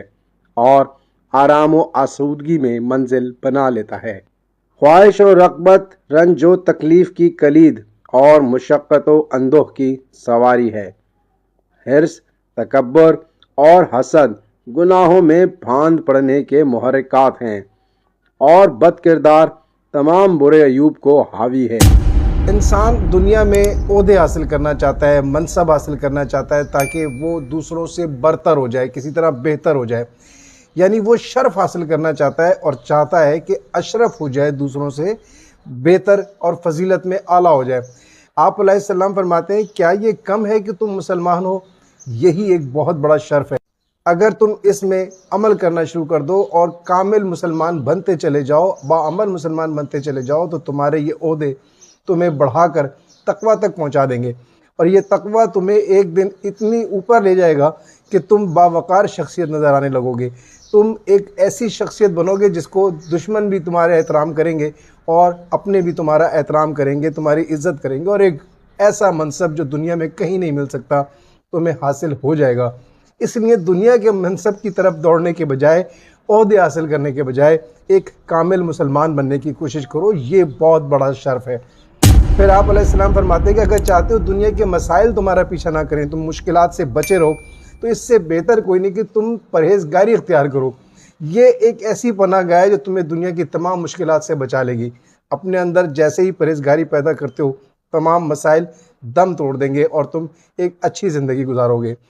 پھر آپ علیہ السلام فرماتے ہیں کہ اگر تم یہ سمجھتے ہو کہ کوئی ایسا شخص یا کوئی ایسی شخصیت، کوئی ایسی ہستی کہ جس کی تم دنیا میں اچھی بری ہر بات سوچے سمجھے بغیر مانتے ہو، صرف اس لیے کہ وہ تمہاری قیامت کے دن شفاعت کر دے گا، تمہاری سفارش کر دے گا، تو اس سے بہتر یہ ہے کہ تم دنیا میں ہی توبہ اور استغفار کر لو۔ اس سے بہتر سفارش کرنے والا ہی کوئی نہیں ہے۔ آج اگر تم توبہ کر لیتے ہو، استغفار کر لیتے ہو اور ایک باعمل زندگی گزارتے ہو، ایسا کرتے ہو جیسا پروردگار چاہتا ہے، اور ان کاموں کو چھوڑ دیتے ہو جو وہ نہیں چاہتا، تو تمہیں کسی سفارش کرنے والے کی ضرورت نہیں ہے، بلکہ صرف ایک توبہ ہے اور اس کے بعد جنت بھی تمہاری اور آخرت میں کامیابی بھی تمہاری، اور اس کے ساتھ ساتھ دنیا میں کامیابی کے تحفے اور تحائف تمہارے منتظر ہیں۔ پھر آپ علیہ السلام فرماتے ہیں کہ اگر کوئی انسان یہ سمجھتا ہے کہ دنیا کے خزانے اس کو مشکلات سے بچا لیں گے، وہ جتنے خزانے حاصل کرے گا، مال اور دولت حاصل کرے گا، مشکلات سے بچ جائے گا، پریشانیوں سے بچ جائے گا، یا دنیا کی ہر آسائش حاصل کر لے گا، ایسا ہرگز نہیں ہے۔ وہ اگر چاہتا ہے کہ پرسکون اور پرآسائش زندگی گزارے جس میں بہت آرام ہو، آسائش ہو، تو اس کا سب سے بہتر طریقہ یہ ہے کہ ضرورت کے تحت مال کو، اسباب کو جمع کرے، بس جتنا چاہیے اتنا، تھوڑا سا غذا کے لیے، تھوڑا سا رہائش کے لیے، تھوڑا سا اپنے لباس کے لیے، اور تھوڑا سا زندگی گزارنے کے لیے، اور بس اس سے زیادہ کی خواہش نہ کرے، بس وہ مشکلات سے بچا رہے گا اور پرسکون زندگی گزارے گا۔ پھر آپ علیہ السلام فرماتے ہیں کہ انسان جتنی زیادہ خواہشات کرتا ہے، اس کی طرف جتنی رغبت ہوتی ہے، نتیجہ کیا ہوتا ہے کہ وہ اپنے لیے وہ مشکلات، وہ پریشانیاں، وہ مسائل جو ایک کسی قلعے میں بنتے، وہ تم اپنی خواہشات کی رغبت کی وجہ سے ان کو کھول لیتے ہو، اور وہ اس قلعے سے جو ہے نا وہ باہر آ جاتی ہیں ساری مشکلیں اور مصیبتیں، اور تم پر حملہ آور ہو جاتی ہیں۔ صرف وجہ کیا ہے کہ تم خواہشات کی طلب کرتے ہو، تم بہت آسائشیں چاہتے ہو، بہت زیادہ خواہشات چاہتے ہو، اس لیے ان سے بچو اور اپنی زندگی کو آسان اور پرسکون بناؤ۔ لیکن ہوتا کیا ہے کہ انسان حرص میں، طمع میں اور لالچ میں اس طرح سے محو ہو جاتا ہے ان خواہشات کو حاصل کرنے کے لیے کہ گناہوں میں دھنستا چلا جاتا ہے، اور اس طرح سے ایک وقت آتا ہے کہ کوئی عیب ایسا اس کے اندر نہیں ہوتا کہ جو پایا نہ جاتا ہو، وہ بد کردار ہو جاتا ہے، ہر عیب پر حاوی ہو جاتا ہے۔ اپنے آپ کو ان عیبوں سے بچاؤ اور اپنی زندگی پرسکون بناؤ۔ مولا متقیان مولا امام علی علیہ السلام نہج البلاغہ کی حکمت 372 میں اپنے قریبی صحابی جابر بن عبداللہ انصاری سے فرماتے ہیں، اے جابر، 4 قسم کے آدمیوں سے دین و دنیا کا قیام ہے: عالم جو اپنے علم کو کام میں لاتا ہو، جاہل جو علم کے حاصل کرنے میں آر نہ کرتا ہو، سخی جو داد و دہش میں بخل نہ کرتا ہو، اور فقیر جو آخرت کو دنیا کے عوض نہ بیچتا ہو۔ تو جب عالم اپنے علم کو برباد کرے گا تو جاہل اس کے سیکھنے میں آر سمجھے گا، اور جب دولت مند نیکی و احسان میں بخل کرے گا تو فقیر اپنی آخرت دنیا کے بدلے بیچ ڈالے گا۔ اے جابر، دنیا میں اگر 4 قسم کے لوگ اپنے اچھے فرائض انجام دیں، صحیح طرح سے اپنے فرائض انجام دیں، تو یہ دنیا کا نظام بہت آسانی سے اور بہت اچھا چل سکتا ہے۔ آپ علیہ السلام فرماتے ہیں کہ یہ 4 قسم کے لوگ کون ہیں؟ پہلا، وہ شخص کہ جو عالم ہے، اگر وہ صحیح طرح سے لوگوں کی رہنمائی کرنے کے ساتھ ساتھ باعمل بھی ہو، وہ جو کہتا ہو وہ کرتا بھی ہو، وہ لوگوں کی رہنمائی بھی کرتا ہو، علم ان کو پہنچاتا ہو، ایک یہ شخص ہے۔ دوسرا شخص وہ کہ جو جاہل ہے لیکن علم حاصل کرنا چاہتا ہے، اس میں کسی قسم کی شرمندگی اس کو محسوس نہیں ہوتی، وہ اس عالم کے پاس اور اس طرح کی رہنمائی کرنے والے بڑے جو علم رکھنے والے ہیں ان کے پاس جاتا ہے، ان سے علم سیکھتا ہے، وہ بات جو اسے نہیں معلوم اس کو سیکھنے میں کسی قسم کی شرمندگی محسوس نہیں کرتا۔ یہ وہ دوسرا شخص تھا۔ پھر آپ علیہ السلام فرماتے ہیں کہ تیسرا شخص وہ ہے جو سخی ہے، جو دوسروں کی مدد کرتا ہے، ان کو عطیات دیتا ہے، تنگ دستی کو دور کرنے کی کوشش کرتا ہے، بڑے دل والا ہوتا ہے، یہ تیسرا شخص ہے۔ پھر آپ علیہ السلام فرماتے ہیں کہ چوتھا شخص وہ ہے کہ جو غریب ہے، بیچارہ فقیر ہے، تنگ دست ہے، وہ کیا کرتا ہے کہ وہ دنیا کی خاطر اپنی آخرت کا سودا نہیں کرتا، وہ تحمل اور صبر کے ساتھ زندگی گزارتا ہے۔ یہ 4 قسم کے لوگ ہیں جو سسٹم کو اچھے طریقے سے چلاتے ہیں۔ اب اگر عالم صحیح طرح سے باعمل زندگی نہ گزارے، رہنمائی نہ کرے، تو کیا ہوگا کہ علم حاصل کرنے والا بھی صحیح طرح سے علم حاصل نہیں کر سکے گا اور جاہل رہ جائے گا، اور پھر نتیجہ کیا ہوگا کہ کوئی سخی بھی نہ بن سکے گا، دوسروں کی مدد کرنے کے لیے کوئی آگے نہیں بڑھے گا، صرف تماشا دیکھتا رہے گا، دوسروں کو پریشانی میں دیکھ کر اسے کوئی افسوس نہ ہوگا۔ اسی طرح سے نتیجہ اس کا کیا ہوگا کہ وہ جو تنگ دست تھا، جو فقیر تھا، مجبور ہو جائے گا، وہ کیا کرے گا کہ وہ دنیا کی خاطر اپنی مشکلات کو دور کرنے کے لیے اپنی آخرت کو بیچ دے گا، اچھے برے کی تمیز چھوڑ دے گا، اور شاید وہ گناہ گار ہو جائے اور اس طریقے سے کوئی جرم کرنے لگے، یوں پورا نظام درم بھرم ہو جائے گا۔ آپ علیہ السلام آگے چل کے فرماتے ہیں، اے جابر، جس پر اللہ کی نعمتیں زیادہ ہوں گی، لوگوں کی حاجتیں بھی اس کے دامن سے زیادہ وابستہ ہوں گی، لہٰذا جو شخص ان نعمتوں پر عائد ہونے والے حقوق کو اللہ کی خاطر ادا کرے گا، وہ ان کے لیے دوام و ہمیشگی کا سامان کرے گا، اور جو ان واجب حقوق کے ادا کرنے کے لیے کھڑا نہیں ہوگا وہ انہیں فنا و بربادی کی زد پر لے آئے گا۔ آپ علیہ السلام آگے چل کے فرماتے ہیں کہ جابر، یہ جو دنیا کے پاس مال و دولت ہوتا ہے، ایسے لوگ جو ہوتے ہیں ان کے پاس نعمتوں کا حق ادا کرنا یہی ہے کہ جو لوگ تنگ دست ہیں ان کی کسی طرح سے مدد کرے۔ جو شخص مال رکھتا ہے اگر وہ اللہ کی رضا کے لیے کسی کی مدد کرتا ہے تو جو اس کے پاس مال ہے وہ اس کے پاس اب ہمیشہ رہے گا۔ یہ پروردگار کا اس کے لیے انعام ہے کہ اسے کوئی اب نقصان نہیں پہنچا سکتا، کیونکہ وہ دوسروں کا خیال کرتا ہے، اس پروردگار کی مخلوق کا خیال یہ کرتا ہے، اور پروردگار عالم انعام میں جو اس کو نعمتیں دی گئی ہیں ان کو دائمی بنا دیتا ہے، ہمیشہ کے لیے اس کے حوالے کر دیتا ہے جب تک کہ وہ دوسروں کا خیال کرتا ہے۔ لیکن اگر وہ ایسا نہیں کرتا ہے تو اپنی نعمتیں جو اس کے پاس موجود ہیں وہ صرف ان میں گم ہو جاتا ہے، ان کو خرچ کرتا ہے، ان کے مزے کرتا ہے، لیکن کسی کے فائدے کے لیے، کسی کی پریشانی دور کرنے کے لیے، کسی کے مسائل دور کرنے کے لیے اگر وہ مال کو خرچ نہیں کرتا ہے تو آپ علیہ السلام فرماتے ہیں کہ وہ اپنی ان تمام نعمتوں کو خطرے کی زد میں ڈال دیتا ہے۔ اب کسی بھی وقت کوئی بھی حادثہ، کسی بھی قسم کا کچھ ایسا کہ جو وہ دیوالیہ ہو جائے گا یا کچھ ایسا ہو جائے گا کہ اس کو نقصان ہوگا، اب کوئی گارنٹی نہیں ہے کہ جو اس کے پاس نعمتیں ہیں وہ ہمیشہ رہیں گی یا اس کے کام آئیں گی۔ اس لیے اگر دنیا کا نظام بہتر چلانا ہے، عالم کو اپنی ذمہ داری پوری کرنی ہوگی، بعمل زندگی گزارے، دوسروں کی رہنمائی کرے، اور اسی طریقے سے وہ لوگ جو مال رکھتے ہیں وہ دوسروں کی مدد کریں، اور جو غریب ہے وہ تحمل کے ساتھ، صبر کے ساتھ جو پروردگار عالم کے بتائے ہوئے طریقے ہیں اس پر عمل کرے، اور جس سے وہ روکنا چاہتا ہے اس سے رکا رہے، اور اس پروردگار کے کرم کا انتظار کرے۔ یہی ایک طریقہ ہے جو دنیا کو اچھے طریقے سے چلا سکتا ہے۔ مولا متقیان مولا امام علی علیہ السلام نہج البلاغہ کی حکمت 373 میں فرماتے ہیں، اے اہل ایمان، جو شخص دیکھے کہ ظلم و عدوان پر عمل ہو رہا ہے اور برائی کی طرف دعوت دی جا رہی ہے اور وہ دل سے اسے برا سمجھے تو وہ عذاب سے محفوظ اور گناہ سے بری ہو گیا، اور جو زبان سے اسے برا کہے وہ معجور ہے اور صرف دل سے برا سمجھنے والے سے افضل ہے، اور جو شخص شمشیر بکف ہو کر اس برائی کے خلاف کھڑا ہو تاکہ اللہ کا بول بالا ہو اور ظالموں کی بات گر جائے، تو یہی وہ شخص ہے جس نے ہدایت کی راہ کو پا لیا اور سیدھے راستے پر ہو لیا، اور اس کے دل میں یقین نے روشنی پھیلا دی۔ آپ علیہ السلام اپنے اس فرمان میں نہ مسلمانوں سے مخاطب ہیں اور نہ ہی عام لوگوں سے مخاطب ہیں، ان کے علاوہ آپ ان لوگوں سے کہ جو اہل ایمان ہیں ان سے مخاطب ہو کر فرماتے ہیں کہ جو شخص دنیا میں یہ دیکھے کہ وہاں ظلم اور بربریت عام ہو چکی ہے، لوگوں کو ظلم کی طرف دعوت دی جا رہی ہے اور مظالم کیے جا رہے ہیں، مظلوم اس وقت پس رہا ہے اور مظالم کا سامنا کر رہا ہے، اگر وہ کوئی ایسا ہوتا دیکھے، ایسا کوئی دور دیکھے، تو اسے چاہیے کہ اس طرح کے حالات سے، ایسے ظالموں سے، اس طرح کے واقعات سے نفرت کرے، انہیں برا سمجھے، ان کا کبھی بھی کسی طرح سے حامی نہ بنے۔ آپ علیہ السلام فرماتے ہیں کہ ایسا جو شخص ہوگا اس پر نہ خدا کا عذاب نازل ہوگا اور نہ ہی وہ گناہ گار ہوگا۔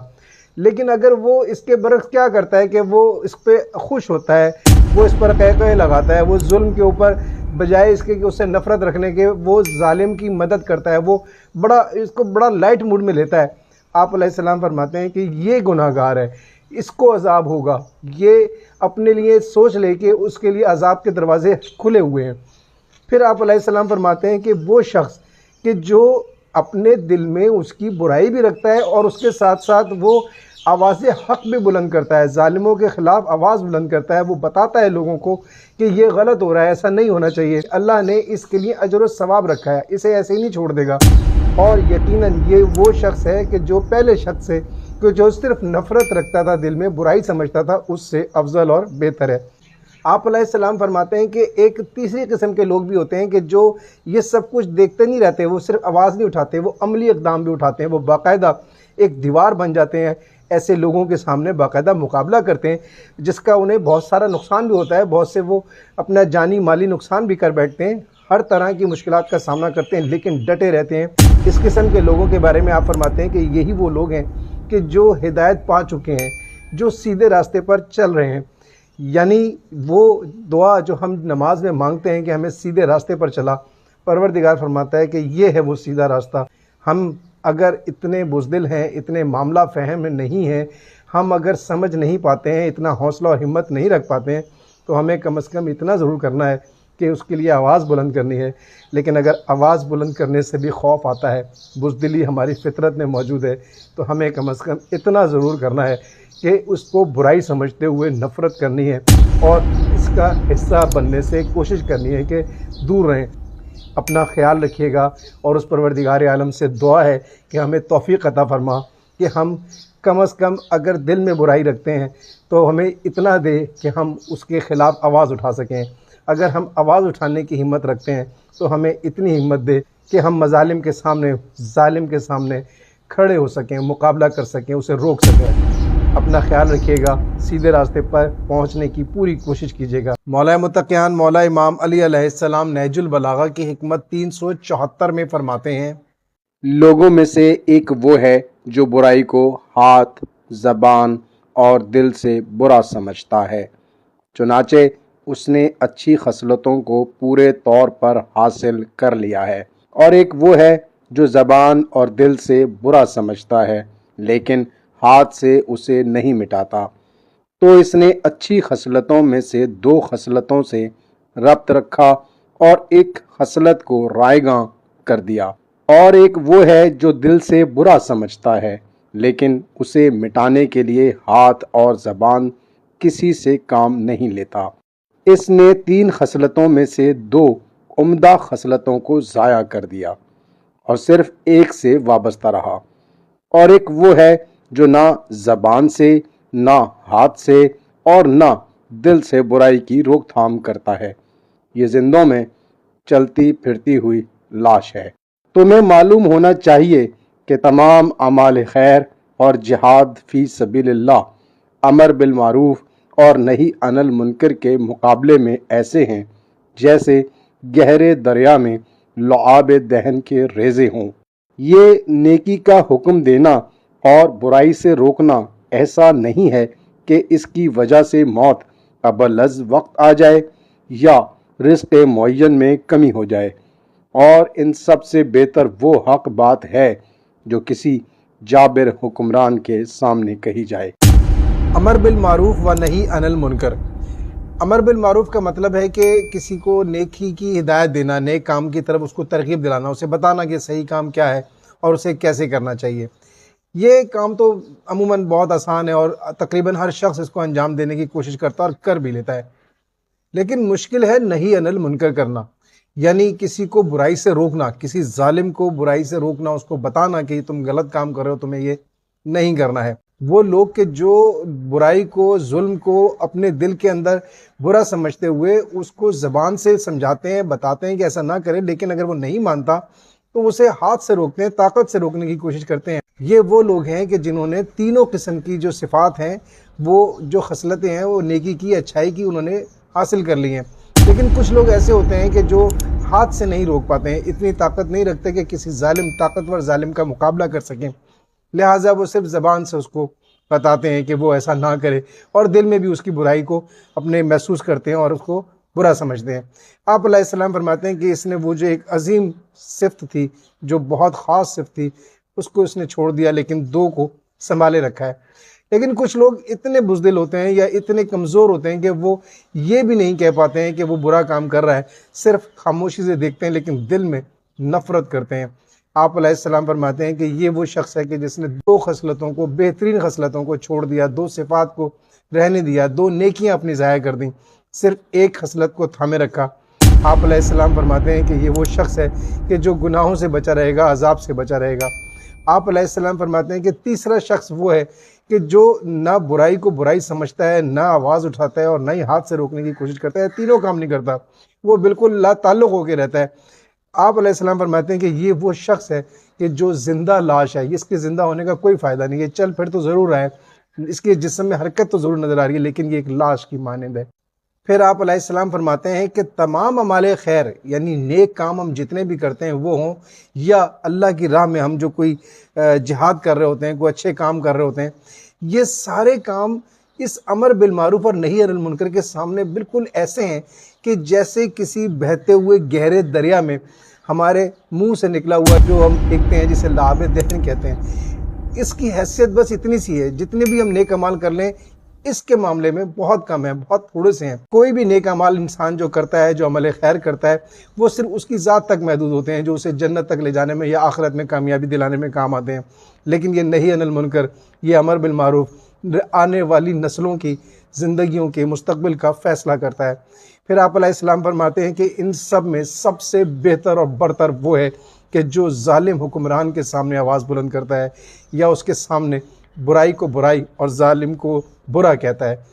ہمیں کوشش کرنی ہے کہ نیکی کی اس خصلت کو کسی طرح سے حاصل کریں، یا کم از کم اپنی اولاد میں ہمیں ان کی پرورش ایسے کرنی ہے کہ وہ کسی ظالم حکمران کے سامنے سینہ سپر ہو کر کھڑے ہو سکیں۔ مولا متقیان مولا امام علی علیہ السلام نہج البلاغہ کی حکمت 375 میں فرماتے ہیں،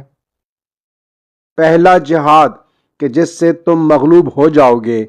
ہاتھ کا جہاد ہے، پھر زبان کا اور پھر دل کا۔ جس نے دل سے بھلائی کو اچھا اور برائی کو برا نہ سمجھا اسے الٹ پلٹ کر دیا جائے گا، اس طرح کہ اوپر کا حصہ نیچے اور نیچے کا حصہ اوپر کر دیا جائے گا۔ آپ علیہ السلام امر بالمعروف اور نہی عن المنکر پہ تھوڑی سی روشنی ڈالتے ہوئے فرماتے ہیں اور ہمیں تنبیہ کرتے ہیں کہ پہلا جہاد تو یہ ہے کہ برائی کو یا ظلم کو جہاں بھی ہوتے ہوئے دیکھو اسے ہاتھ سے روکو، لیکن تم اس سے مغلوب ہو جاؤ گے، ناکام ہو جاؤ گے۔ بہت کم ایسا ہوتا ہے کہ لوگ ایسا کر پائیں، لیکن کوشش کرو کہ کم از کم دوسرا جہاد ضرور کرو، یعنی وہ جہاد کہ جس سے زبان سے اسے روکا جا سکے، ظالم کو برا کہا جا سکے، ظلم کو بیان کیا جا سکے، اس طرح سے اس کے خلاف آواز اٹھائی جائے کہ وہ ظلم رک جائے۔ آپ علیہ السلام فرماتے ہیں کہ یہ بھی شاید ممکن نہ ہوگا، یہ بھی تمہیں ضرورت نہ ہو، لیکن تیسرا جہاد تمہیں ہر حال میں کرنا ہے، یعنی بھلائی کو بھلائی سمجھنا ہے، برائی کو برائی سمجھنا ہے، یعنی برائی کو دل سے نفرت کرنی ہے، اس کی مخالفت کرنی ہے، ظالم سے نفرت کرنی ہے، اس سے کم از کم اپنے آپ کو علیحدہ کرنے کی کوشش کرنی ہے۔ آپ علیہ السلام فرماتے ہیں کہ جو ایسا نہیں کرتا اسے الٹ پلٹ کر دیا جائے گا، یعنی اوپر کا حصہ نیچے اور نیچے کا اوپر کر دیا جائے گا۔ یہ باقی باتیں تو سمجھ میں آتی ہیں، لیکن الٹ پلٹ اور اوپر کا نیچے کر دینا کچھ سمجھ میں نہیں آتا، ذرا مشکل لگتا ہے۔ ہم سمجھتے ہیں کہ ہم بہت خوشحال ہیں اور خوشحال ہی رہیں گے۔ آج اگر ظلم کسی دوسرے پر ہو رہا ہے ہم پر نہیں ہوگا، آج اگر کسی کی زندگی برباد ہو رہی ہے، کسی کا گھر جل رہا ہے تو وہ جلے گا، ہمیں اس کا کوئی فرق نہیں پڑے گا۔ آپ علیہ السلام فرماتے ہیں کہ وہ آگ کل ہمارے دامن تک ضرور پہنچے گی، ہماری یہ خوشحالی ضرور بربادی کی طرف چلی جائے گی۔ ہم جو سمجھتے ہیں کہ ہم ہمیشہ محفوظ رہیں گے، ایسا ہرگز نہیں ہے، ایک نہ ایک دن تباہ و برباد ہمیں بھی ہونا ہے۔ یہ جتنی خوشحالی ہے یہ سب الٹ جائے گی، پلٹ جائے گی، اور سب یہ جو اچھا ہے یہ اچھا نہیں رہے گا۔ اس لیے ہمیں کم از کم اپنے ضمیر کو اتنا زندہ رکھنا ہے کہ دل میں ایسے لوگوں کو برا سمجھنا ہے، برائی کو برا سمجھنا ہے، ہر قسم کے جو عیب ہیں، ہر قسم کے جو گناہ ہیں ان سے نفرت کرنی ہے، اور اسی طرح سے ہمیں اچھے کاموں کی اچھائی بھی کرنی ہے، ان کی حمایت بھی کرنی ہے، اور اچھے لوگوں کی ہمیں ہمیشہ ان کی داد کرتے رہنا ہے، ان کی تحسین کرتے رہنا ہے اور ان کو سراہتے رہنا ہے۔ مولا متقیان مولا امام علی علیہ السلام نہج البلاغہ کی حکمت 376 میں فرماتے ہیں، حق گراں مگر خوشگوار ہوتا ہے اور باطل ہلکا مگر وبا پیدا کرنے والا ہوتا ہے۔ حق اور باطل، حق کہتے ہیں درست کو، صحیح کو، ٹھیک کو، مثبت کو، اچھائی کو، نیکی کو۔ ہر درست بات جو ہوتی ہے وہ حق بات ہوتی ہے۔ اسی طرح سے ہر غلط بات، ہر نیگیٹو بات، ہر منفی بات، ہر برائی، ہر قسم کی جو غلطیاں ہیں وہ سب کی سب باطل میں آتی ہیں۔ آپ علیہ السلام فرماتے ہیں کہ حق جو ہے وہ گراں ہوتا ہے لیکن خوشگوار ہوتا ہے۔ گراں مطلب بھاری ہوتا ہے، وزنی ہوتا ہے، اس کا بوجھ اٹھانا پڑتا ہے، یہ بڑا قیمتی ہوتا ہے، ہر کسی کے بس کی بات نہیں ہوتی اس کو سنبھالنے کی، اس وزن کو اٹھانے کی یا اس کی قیمت کو ادا کرنے کی، بہت مشکل ہوتا ہے۔ حق بات کرنا بڑا مشکل کام ہے، لیکن اس کے اثرات بڑے اچھے ہوتے ہیں، اس کے فوائد بعد میں بڑے اچھے ملتے ہیں، اس کے نتیجے بڑے اچھے ہوتے ہیں۔ اس سے انسان خود تو فائدہ اٹھاتا ہے، اس سے دوسرے لوگ بھی فائدہ اٹھاتے ہیں، آنے والی نسلوں تک اس کے ثمرات پہنچتے ہیں۔ پھر آپ علیہ السلام فرماتے ہیں کہ جو باطل ہے یہ ہلکا ضرور دکھائی دیتا ہے، یہ ایک آسان ضرور دکھائی دیتا ہے، لیکن ایک وبا ہوتی ہے، یہ ایک وبا کی مانند ہوتا ہے۔ وبا کہتے ہیں، جیسے ہم نے سنا ہوگا کہ بیماری وبا کی طرح پھیل گئی، یا وبائی بیماریوں کا جو عموماً ذکر کرتے ہیں، یہ وہ اس طرح سے ہوتا ہے کہ جو باتیں پھیل جاتی ہیں، برائیاں پھیل جاتی ہیں، غلط بات پھیلتی ہے۔ آپ علیہ السلام فرماتے ہیں کہ آسانی سے برائی ایک سے دوسرے کو لگ جاتی ہے، گناہ پھیلتا چلا جاتا ہے، بڑھتا چلا جاتا ہے، بہت ہلکا ہوتا ہے، یہ آسانی سے لوگ ایک دوسرے کو اس کے بارے میں بتاتے ہیں اور لوگ اسے قبول بھی کر لیتے ہیں، لوگ ایسا کرنے لگتے ہیں۔ آپ علیہ السلام فرماتے ہیں کہ یہ باطل کے جو نقصانات ہیں وہ صرف اپنی ذات تک محدود نہیں رہتے، یہ دوسروں کو بھی نقصان پہنچاتے ہیں۔ آنے والی ہماری جو نسلیں ہوتی ہیں، اس کے جو اثرات ہوتے ہیں ان تک سرایت کر جاتے ہیں، ان تک پہنچ جاتے ہیں۔ صرف ہم ہی نہیں، ہماری آنے والی اولادیں، ہماری نسلیں، آنے والے جو حالات ہوتے ہیں، واقعات ہوتے ہیں، وہ بھی اس سے بچ نہیں پاتے اور اس کی مشکلات کا سامنا کرتے ہیں۔ اس لیے کوشش کیجئے کہ راہ حق پر رہیے، ہمیشہ حق بات کیجئے، تھوڑی سی سختی کا تھوڑا سا وزن اٹھا لیجئے، تھوڑا سا بوجھ گھسیٹ لیجئے، کسی طرح سے اس مشکل مرحلے سے گزر جائیے تاکہ آنے والی نسلیں اور آپ خود اس کے فوائد اور ثمرات کو دیکھ سکیں۔ مولا متقیان مولا امام علی علیہ السلام نہج البلاغہ کی حکمت 378 میں فرماتے ہیں،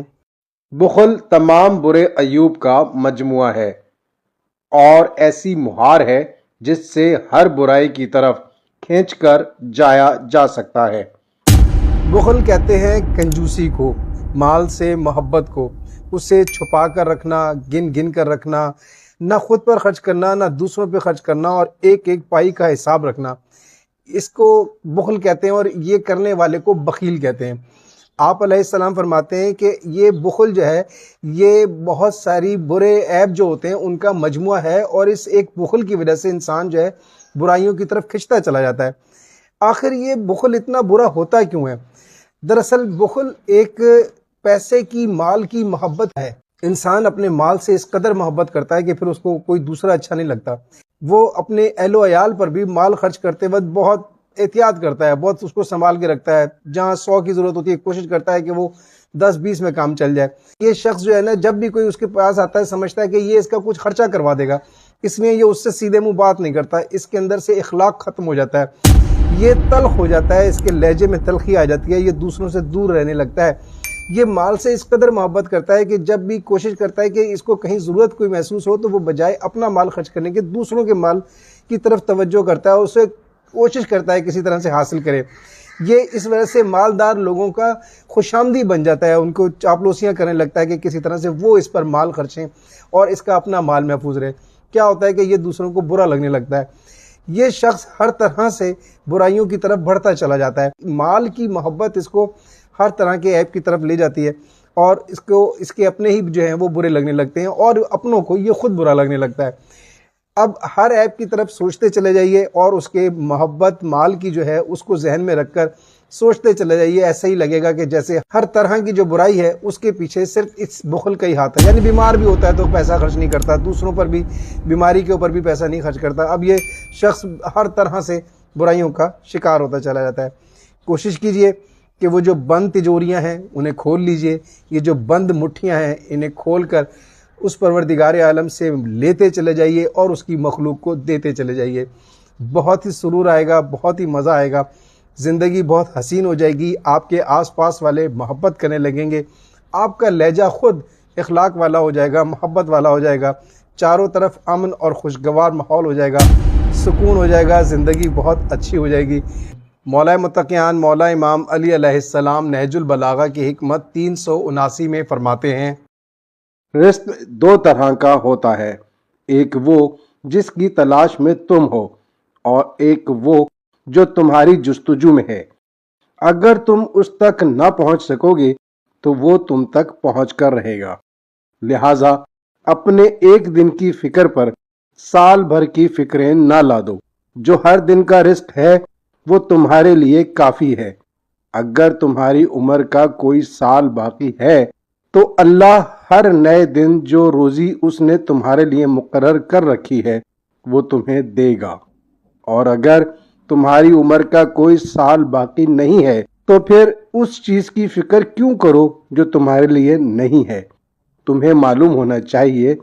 کہ کوئی طلبگار تمہارے رزق کی طرف تم سے آگے بڑھ نہیں سکتا، اور نہ کوئی غلبہ پانے والا اس میں تم پر غالب آ سکتا ہے، اور جو تمہارے لیے مقدر ہو چکا ہے اس کے ملنے میں کبھی تاخیر نہ ہوگی۔ آپ علیہ السلام فرماتے ہیں رزق دو طرح کا ہوتا ہے، ایک وہ جس کی تلاش میں جستجو میں انسان رہتا ہے، اور ایک وہ رزق جو انسان کے پیچھے آتا ہے، اس کی جستجو میں رہتا ہے۔ یہ وہ رزق جس کی تلاش میں انسان رہتا ہے وہ تو ساری زندگی اس کو ڈھونڈتا ہی رہتا ہے، اور اس کو حاصل کرنے کی کوشش میں وہ بے شمار مشکلات کا سامنا کرتا ہے، تکلیفیں اٹھاتا ہے، مال جمع کرتا رہتا ہے، اکٹھا کرتا رہتا ہے، کبھی بھی اس کا کبھی اختتام نہیں ہوتا۔ لیکن آپ علیہ السلام فرماتے ہیں کہ ایک رزق وہ ہے جو خود تمہاری جستجو میں رہتا ہے۔ اس رزق کو کوئی پہنچنے سے ہم تک روک نہیں سکتا، کیونکہ یہ پروردگار کی ذمہ داری ہے اور اس نے اپنے ہاتھ سے کرنی ہوتی ہے۔ وہ نظام بناتا ہے کس طرح سے وہ ہم تک یہ رزق پہنچاتا ہے۔ آپ علیہ السلام فرماتے ہیں کہ یہ رزق تو تم تک پہنچ کر رہے گا، کبھی بھی ایسا نہیں ہوگا کہ تم اس کے بغیر رہو گے۔ تمہاری زندگی اگر ایک دن بھی باقی ہے تو اس ایک دن کا رزق پروردگار تمہیں دے گا، اس کے اسباب ضرور بنائے گا۔ اب یہ ایک بے وقوفی ہے کہ انسان اس ایک دن کی فکر میں کہ کہیں ایسا نہ ہو کہ رزق مجھ تک نہ پہنچے، یا میرے پاس مال کی اتنی کمی ہو جائے کہ میں فاقے کرنے لگوں اور میں رزق پورا نہ کر سکوں۔ آپ علیہ السلام فرماتے ہیں کہ جو ضروریات زندگی ہوتی ہیں اس کو پورا کرنے کے لیے پروردگار آپ کو رزق مہیا کرتا ہے۔ اب اگر انسان یہ سوچ کر بے فکری کے ساتھ زندگی گزارے تو بہت آسانی سے گزار سکتا ہے، لیکن ہم جب اپنی خواہشات پر، اور جس کو ہم کہتے ہیں آج کل کی لینگویج میں لگژری زندگی گزارنے کے لیے جب ہم چاہتے ہیں تو ظاہر ہے وہ کبھی بھی پوری نہیں ہوتی اور انسان مشکل میں پڑا رہتا ہے۔ ان مشکلوں میں پڑنے سے بہتر ہے کہ انسان صرف اتنا رزق حاصل کرے، اتنی رزق کی تلاش کرے کہ جو اس کی تھوڑی سی ضروریات زندگی کو پوری کر سکیں، جو خاص قسم کی ہوں انہیں وہ پورا کرے، اس کے لیے تگ و دو کرے، اس کے لیے وہ محنت کرے اور اپنے آپ کو پریشان کرے۔ آپ علیہ السلام فرماتے ہیں کہ کبھی بھی ایسا نہیں ہوتا کہ تمہارا وہ رزق جو تمہاری تلاش میں کوئی آئے گا اور تم سے چھین لے گا، یا تم سے پہلے پہنچ کر وہ تمہارا رزق لے لے گا، ایسا ہرگز نہیں ہے۔ ہماری صرف اتنی ذمہ داری ہے کہ ہم اپنے رزق کی تلاش میں اپنے گھر سے نکلیں اور اس پروردگار کے بتائے ہوئے اصولوں پر کاروبار کریں، یا جو بھی کام کرنا ہے وہ بالکل اس طریقے سے کریں کہ وہ رزق ضرور دے گا، اور ہمیں اس پر رہتے ہوئے صابر اور شاکر بن کر اپنی زندگی اور روزگار کے لیے کوشاں رہنا چاہیے۔ اگر انسان اس سے زیادہ وقت سے پہلے چاہتا ہے کہ حاصل کر لے، یا اس سے زیادہ جو نصیب سے زیادہ ہے اس کو حاصل کر لے، تو یہ اس کی بھول ہے۔ نہ وہ کر سکتا ہے اور نہ اس کے نصیب کا کوئی اس سے چھین کر لے جا سکتا ہے۔ اپنی زندگی کو آسان بنائیے اور اس پروردگار کے رازق ہونے پر یقین رکھیے۔ مولا متقیان مولا امام علی علیہ السلام نہج البلاغہ کی حکمت 380 میں فرماتے ہیں، بہت سے لوگ ایسے دن کا سامنا کرتے ہیں جس سے انہیں پیٹھ پھرانا نہیں ہوتا، اور بہت سے ایسے ہوتے ہیں کہ رات کے پہلے حصے میں ان پر رشک کیا جاتا ہے اور آخری حصے میں ان پر رونے والیوں کا کوہرام بپا ہوتا ہے۔ آپ علیہ السلام فرماتے ہیں کہ انسان اپنی زندگی میں وہ دن بھی دیکھتا ہے کہ جو کبھی دیکھنا نہیں چاہتا، یعنی عموماً ایسا ہوتا ہے کہ وہ بہت سے اپنے نزدیکی رشتوں سے بہت زیادہ محبت کرتا ہے اور کبھی نہیں چاہتا کہ وہ اسے چھوڑ کر جائیں، لیکن ایک دن ایسا آتا ہے کہ اس کے وہ نزدیک ترین رشتے بھی اسے چھوڑ کر چلے جاتے ہیں، اور نہ چاہتے ہوئے بھی اسے ان کو دفنانا پڑتا ہے۔ اور عموماً ایسے حالات بھی ہوتے ہیں کہ اس کے اپنے چاہنے والے جن سے وہ بہت محبت کرتا ہے اور ان پر بہت اعتماد اور بھروسہ کرتا ہے، وہ اس کے ساتھ کوئی دغا کر دیتے ہیں جو اس نے کبھی سوچا بھی نہیں ہوتا۔ وہ اس کے ساتھ کوئی دھوکہ، کوئی فریب ایسا کر کے اسے چھوڑ کر چلے جاتے ہیں کہ انسان نے کبھی تصور بھی نہیں کیا ہوتا، لیکن ان حالات کا بھی اسے سامنا کرنا ہوتا ہے۔ مال اور دولت بھی اس کے پاس اتنا زیادہ ہوتا ہے کہ وہ سمجھتا ہے کہ شاید میری نسلیں اس مال کو بیٹھ کر کھائیں گی اور کبھی فکر والی زندگی ان کو نہیں گزارنا پڑے گی، لیکن اچانک کچھ ایسا ہو جاتا ہے کہ سب کچھ ہاتھ سے نکل جاتا ہے۔ ایسے حالات کا بھی انسان کو عموماً سامنا کرنا پڑتا ہے۔ پھر آپ علیہ السلام فرماتے ہیں کہ عموماً ایسا بھی ہوتا ہے کہ کسی شخص کی ایسی زندگی اچھی گزر رہی ہوتی ہے کہ دوسرے دیکھنے والے اس پہ رشک کرتے ہیں، وہ چاہتے ہیں کہ ان کی زندگی اس جیسی ہو جائے، لیکن اس رشک والی زندگی کے باوجود جو وہ اتنی کمال کی زندگی اپنی گزار رہا ہوتا ہے، وہ رات میں خوش و خرم ہوتا ہے، لیکن صبح کو پتہ چلتا ہے کہ اس کے گھر والے، اس کے چاہنے والے اس کی میت پر رو رہے ہیں، وہ دنیا سے جا چکا ہے۔ یعنی کچھ پتہ نہیں چلتا انسان کو کہ وہ جو چاہتا ہے وہ عموماً نہیں ہو پاتا۔ نہ تو اس کے عزیز و اقارب بھی اس کے کام آ پاتے ہیں، نہ ہی اس کا مال ہمیشہ اس کے پاس رہ پاتا ہے، اور نہ ہی اس کی جو زندگی ہے اس کے ساتھ وفا کرتی ہے۔ انسان جو سمجھتا ہے کہ ہمیشہ صحت مند رہے گا، وہ بھی اچانک ایسا ہوتا ہے کہ اس کا ساتھ چھوڑ دیتی ہے۔ اس طرح کی چیزوں پر، مال پر، زندگی پر، رشتوں پر اور صحت پر کبھی بھی بھروسہ نہیں کرنا چاہیے۔ بھروسہ صرف اس پروردگار کی ذات پر ہونا چاہیے، اور یہی تصور کرنا چاہیے کہ زندگی مختصر سی ہے، یہ خوشیاں تھوڑی سی ہیں، اس لیے اس صحت کی زندگی میں عبادت کیجئے، اپنوں سے محبت کیجئے۔ کل کی فکر میں پریشان ہونے سے بہتر ہے اپنے اس اچھے وقت کو اچھے طریقے سے گزاریے، اور اس پروردگار عالم کی عبادت کرتے ہوئے، نیک اعمال کرتے ہوئے اس کی رضا میں راضی رہنے کی کوشش کیجئے، اور آخرت کو بنانے کی اور اس کو سنوارنے کی کوشش میں رہیے۔ شکریہ۔